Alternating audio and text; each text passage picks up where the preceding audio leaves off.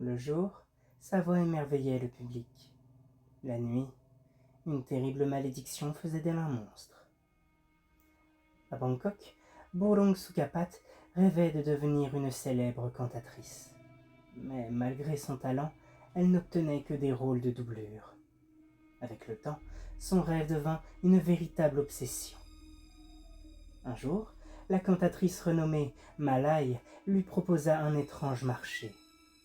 Elle lui remit une mystérieuse potion et lui fit une promesse. Chaque nuit, quelqu'un d'autre habitera ton corps, mais tu connaîtras enfin le succès. Bolong savait que cette offre cachait quelque chose. Pourtant, elle accepta. Les semaines suivantes, sa voix devint exceptionnelle. Lors de sa prochaine audition, elle impressionna le directeur du théâtre et décrocha enfin le rôle qu'elle convoitait depuis toujours. Mais ce miracle avait un prix.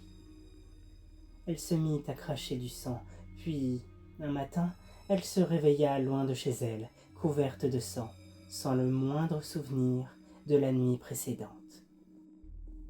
Terrifiée, elle demanda à son amie d'enfance, Janjila, de rester dormir avec elle. Le lendemain, Bolong comprit l'horreur de la malédiction. Pendant son sommeil, une créature prenait possession de son corps, et cette nuit-là, Janjila avait été sa victime.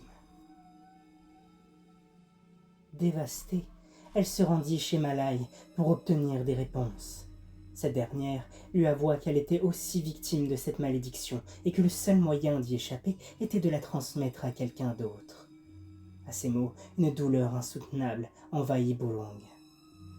De rage et de désespoir, elle se mutila avec ses ongles jusqu'à ce que sa tête se libère de son corps, suivie de ses organes. Guidée par une faim incontrôlable et par la haine, la créature massacra brutalement Malai avant de disparaître avec l'aube. Malgré tout, Bolong obtint enfin le premier rôle dont elle avait toujours rêvé. Le jour, elle captivait les foules grâce à sa voix. La nuit, elle devait satisfaire l'appétit de la créature qui vivait en elle. Mais un soir, un étrange brouillard lui promit des proies sans fin. Elle s'y engouffra sans hésiter.